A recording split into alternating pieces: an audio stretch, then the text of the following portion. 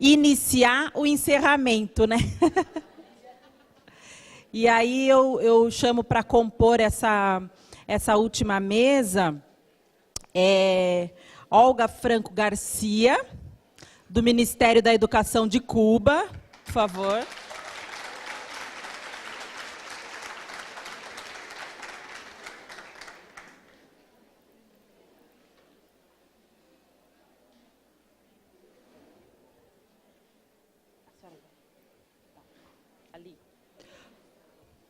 O professor Walter Cohan, da UERJ, Faculdade de Educação.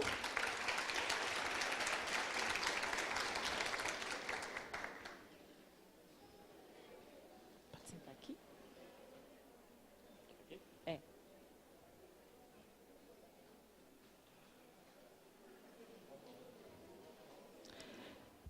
E a professora Ana Lúcia Goulart de Faria, da Faculdade de Educação aqui da Unicamp.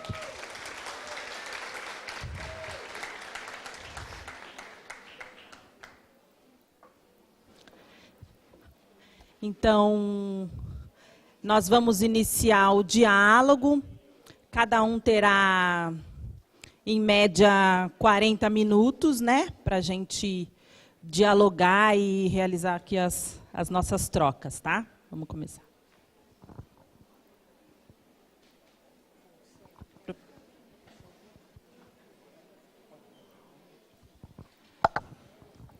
A gente fez uma pequena alteração. Eu só vou abrir e vamos passar a palavra para a Olga e para o Walter. E daí, antes de abrir o debate, também eu vou só falar uma frase. Vamos aproveitar os nossos convidados nesse momento de encerramento e também deixar um tempo maior que a gente puder para o debate. Tá legal? Eu só queria comentar a importância, né, desse evento, e eu acho que o Miguel Arroio, quando leu os trabalhos de vocês, acho que rasgou a seda aí, fez vários elogios, né, e chamou a atenção também de pontos a serem aprofundados e abertos. E aqui aproveito, então, agradeço a todos, mas em especial ao Miguel. E quero dizer que estamos muito interessados em ouvir a pesquisa que o Walter tem feito e também a experiência revolucionária cubana de educação das crianças.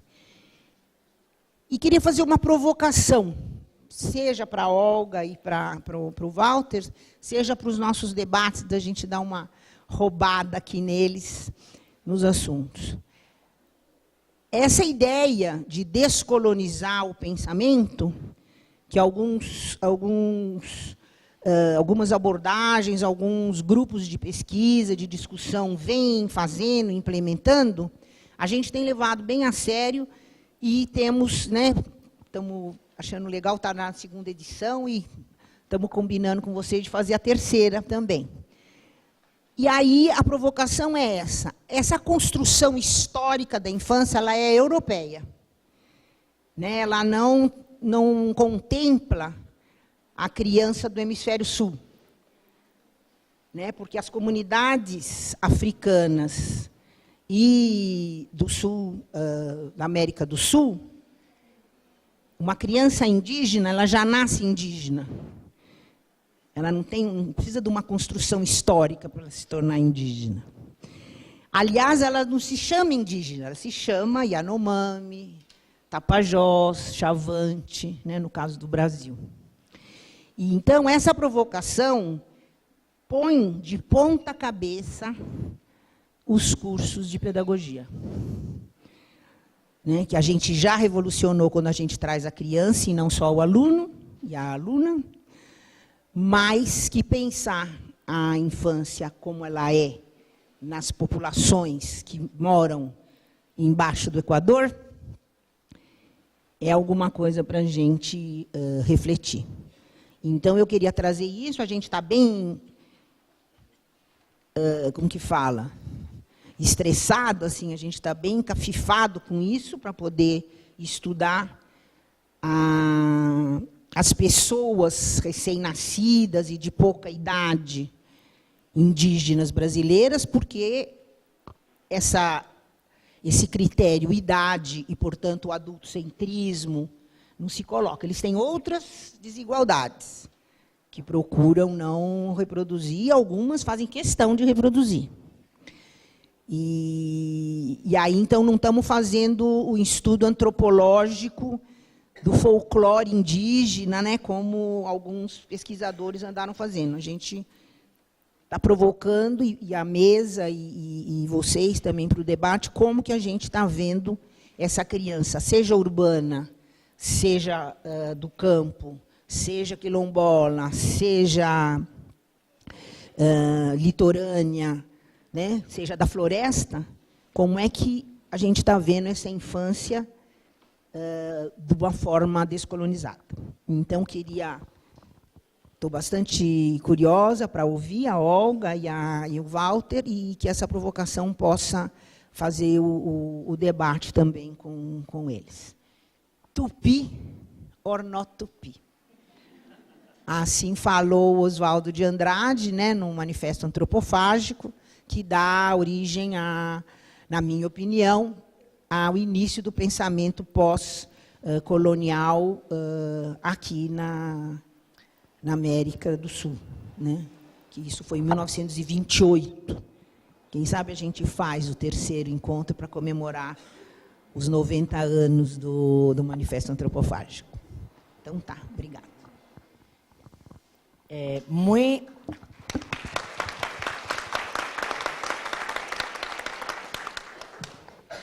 Bueno, primeiramente, eu vou tentar falar devagar. Mas eu vou falar em espanhol. Despacio y claro. Primero que todo, muy buenas tardes. Y un abrazo caluroso desde mi país. Me disculpa porque yo me emociono mucho. Pero eso es bueno, educar los sentimientos. Eso es muy importante para que la educación, la cultura, el conocimiento se fije mejor. Bien, a mí me han invitado a este segundo seminario internacional. Le agradezco extraordinariamente a la querida camarada Ana Lucia. Nos conocemos desde hace 12, 13 años y hemos venido aquí en otras ocasiones. Muy felices siempre. Hoy también siento un inmenso placer y un gran orgullo de poder estar entre educadoras y educadores, que los abarca a todos, de la infancia y quizás también de otros niveles educacionales.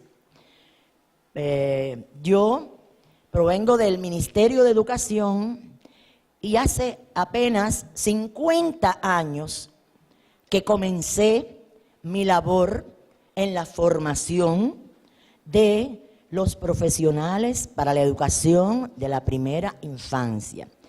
Yo no voy a entrar en detalles de los nombres, porque aquí se ha hablado mucho, varios profesores, que si preescolar, que si es infancia, que si es la primera, que si no es la primera. Pero en este momento nosotros le estamos llamando en Cuba primera infancia, con las dos etapas fundamentales que abarca, la infancia temprana y la infancia preescolar. Pero de eso no es motivo de esta charla que vamos a tener.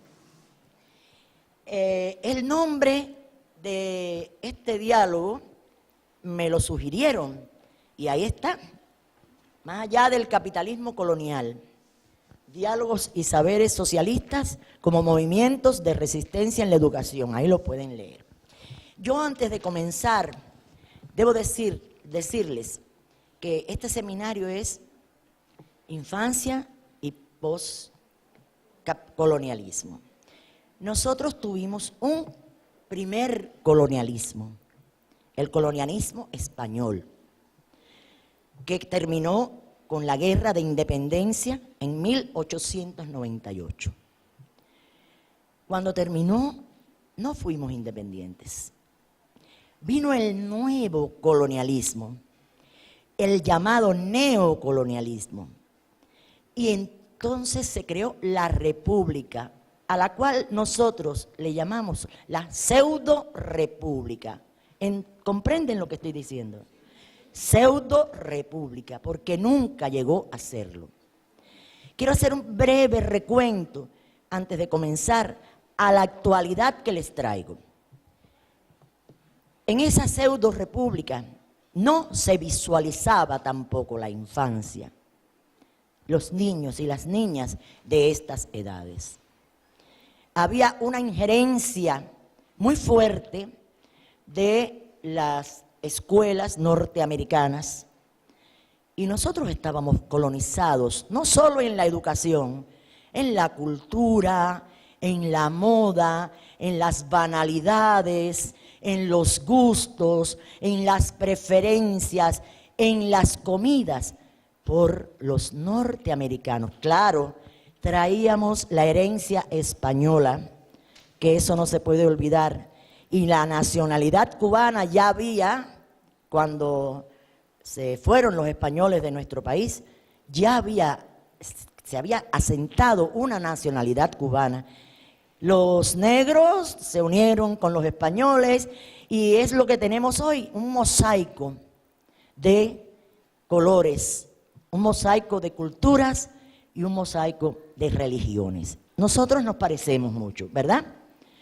Lo único que los españoles en Cuba no dejaron indígenas. Los desaparecieron.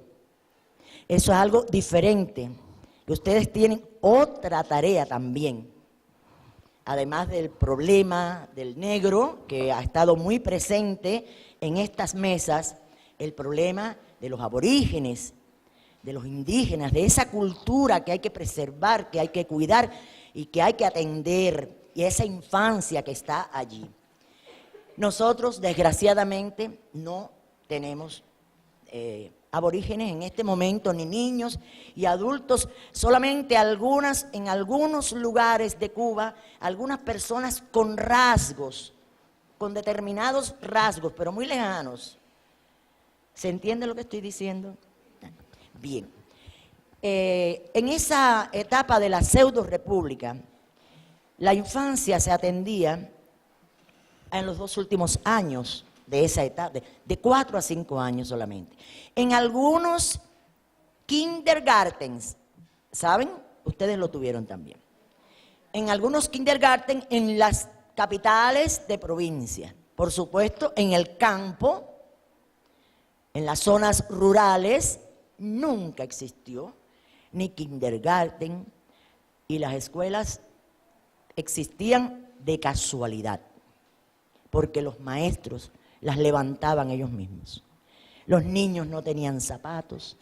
El maestro rural le compraba los zapatos. Los niños se morían llenos de parásitos y no había un médico que los atendiera. Les hago esta idea porque a veces se desconoce mucho. Y Cuba ha sido una pequeña isla muy agredida, muy ofendida y muy martirizada durante muchos años. Llegó enero de 1959 y la luz del saber se extendió por toda la isla, por todo el verde Caimán, como le decimos. Lo primero, las primeras leyes que se instauraron fueron las relacionadas con la educación del pueblo, la educación de toda la población, y ustedes conocen que en el año 1961 se llevó a cabo la primera campaña nacional de alfabetización. Yo tuve el honor de formar parte de ese ejército. Fui alfabetizadora y conocí la realidad del campo. Yo no viví en el campo, viví en una ciudad, en la ciudad de Santa Clara. Yo soy del centro de la isla. Hace tiempo que vivo en La Habana y me dio la oportunidad de conocer, abrir los ojos y ver la realidad que tenía nuestro país. Esa juventud fue la que comenzó a construir la educación en el país, a continuar desenvolviéndola, nosotros decimos desarrollándola, pero ustedes dicen desenvolver, ¿no? ¿Es así? Perfecto. Entonces, yo utilizo mucho la palabra desarrollo, así que ya si lo vuelvo a decir, ya ustedes saben a qué me refiero, ¿verdad? Bien. Esa fue una etapa linda, hermosa, pero donde no había ninguna experiencia de la atención, cuidado y educación de los niños desde el nacimiento hasta los 6 años, que es cuando comienzan en la escuela primaria, que es como se llama en Cuba. Y así, sin especialistas, sin experiencias, comenzamos a forjar la educación en aquel momento lo decíamos preescolar, pero no viéndola limitada a las 2 edades terminales, como decía el profesor esta mañana, iniciales, terminales, no. Pero bueno, los últimos años de vida, sino lo veíamos como una etapa en sí misma, desde que el niño nace, es decir, estábamos conscientes y claros de la concepción de esa etapa de la vida del ser humano. Y además, muy claros de la concepción de que esa etapa es trascendental para el desenvolvimiento futuro del hombre y la mujer. También sabemos que estábamos convencidos de que esta etapa no es igual, el niño no es igual que el adulto, como lo ha dicho otro profesor aquí. El niño es especialmente niño y tiene que serlo y disfrutar de esa etapa también. De esos primeros años de su vida que no van a volver nunca. Y nos fuimos preparando. Muchos comenzamos sin saber nada. Recibimos asesoramiento de una escuela con mucha experiencia, con el Instituto de Investigaciones Científicas de la Educación Preescolar de la antigua Unión Soviética. Eso para nosotros fue la posibilidad de prepararnos profesionalmente y científicamente para enfrentar la tarea. Hasta aquí les dejo para que sepan que no fue nada fácil, que no fue nada de ahora para ahorita, sino que fue un tramo, un trecho que con esfuerzo hemos ido logrando.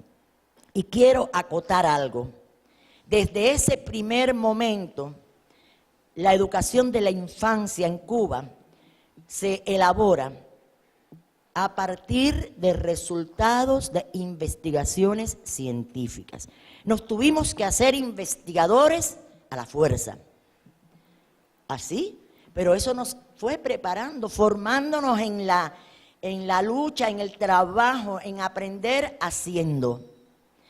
Y gracias a eso, todos nuestros programas, las diferentes etapas que han tenido los programas de educación preescolar en Cuba han sido el resultado de investigaciones científicas. Ahora vamos a pasar, ya puestos en ambiente, a el tema que nos ocupa. En 1976, como pueden ver ahí, el Estado socialista, como poder del pueblo, y ustedes pueden leerlo, señala que no haya ni un niño sin escuelas, sin alimentación ni vestido, y todo joven tenga la oportunidad de estudiar. En esa temprana fecha, no es que empezó ahí, eso se firmó la Constitución en ese momento, pero ya eso había comenzado desde el 61, desde el triunfo de la Revolución y sus primeros años. La sociedad actual, fíjense, desde aquella época, ¿cuánto ha cambiado la sociedad en el mundo? Mucho. Los 70 fueron unos años, los 80 otros, los 90 para nosotros terribles, terribles, y si alguien no sabe, después le cuento brevemente. Pero la sociedad actual, caracterizada por desigualdades sociales, como expresión del capitalismo transnacionalizado, exhibe la globalización de todos los procesos socioeconómicos, políticos e ideológico-culturales, así como de un desarrollo acelerado e incontenible y polarizado de las nuevas tecnologías de la información. ¿No es así? Eso es una realidad actualmente en el mundo. Ante estos nuevos retos, debe asumir la educación, debe asumir la responsabilidad social de formar hombres y mujeres capaces de dominar los avances científicos y técnicos que sean portadores de valores patrióticos, éticos y estéticos, y al mismo tiempo creadores e innovadores de los procesos de transformación. Siempre fue un objetivo, ese objetivo siempre ha estado presente, pero ahora tenemos que darle más fuerza y trabajar de forma más unida el Estado, las comunidades, la familia, la escuela, porque los resultados que obtengamos no va a ser, como decía Miguel esta mañana, solo de la escuela. En caso nuestro, no va a ser solo de los círculos infantiles, las escuelas primarias, las secundarias básicas, los preuniversitarios y las universidades, porque hasta allí vamos a llegar. En el año 2011, se aprobaron los lineamientos de la política económica y social del partido y la revolución. ¿Qué significa esto? Esto es un documento que se discutió a nivel del país en todos los centros de trabajo, en todas las organizaciones sociales de masa, estudiantiles, políticas. Es decir, un proceso político amplio que permitió rehacer y rehacer y rehacer hasta que fue aprobado en el 2011. Este documento les hablo porque es las transformaciones que se proponen para actualizar la economía del país, la política social y algunas cosas que hace falta actualizar.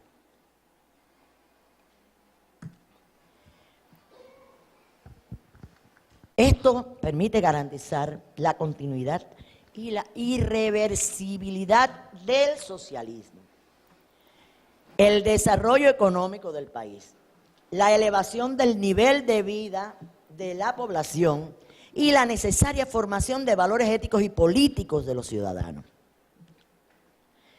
Esta actualización política y económica se corresponderá con el principio, y lo tengo en rojo, solo el socialismo es capaz de vencer las dificultades y preservar las conquistas.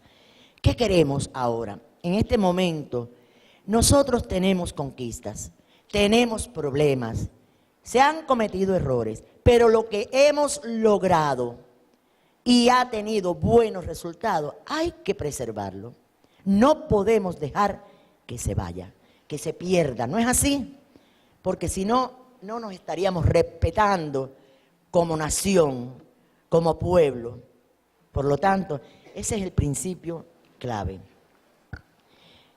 Está presente el concepto de que el socialismo significa, en este documento está presente, igualdad de derechos y de oportunidades para todos los ciudadanos, no igualitarismo. Eso lo subrayo, ya se imaginan por qué. Porque a veces se cayó en ese error. Y se ratifica el principio de que en la sociedad socialista cubana nadie quedará desamparado. Eso está planteado en los lineamientos y en los objetivos del partido, que todos los tienen que manejar, dominar, para trazar las líneas de trabajo en cada una de las esferas del país. El proyecto fue respaldado, como ya les dije, por la mayoría de los ciudadanos y se reformuló tomando en cuenta las propuestas realizadas en un proceso democrático de amplia participación. Algunos lineamientos generales se los traigo aquí. enunciados. Continuar preservando y perfeccionar las conquistas de la revolución. Y están resumidas en esas: la atención a la salud del pueblo, la educación, la cultura, el deporte, la recreación, la tranquilidad ciudadana, la seguridad social y la protección mediante la asistencia social. Cuba es un país que está envejeciendo aceleradamente. Ya las mujeres alcanzan el 82% de esperanza de vida, más que los hombres. Los hombres alcanzan el 77, 78%. ¿Qué les parece? Somos fuertes las cubanas. No se pueden meter con nosotros. En educación, Cuba garantiza el cumplimiento de la Declaración de los Derechos Humanos y de la Convención de los Derechos de la Niñez, y se centra en ofrecer a todos la posibilidad de aprender en todas las etapas. Esto es muy importante. A principios de la revolución, las nuevas medidas fueron crear la educación de adultos. Inmediatamente que triunfó la revolución, porque los adultos también tenían que ser educados y formados, instruidos. Ello significa dar atención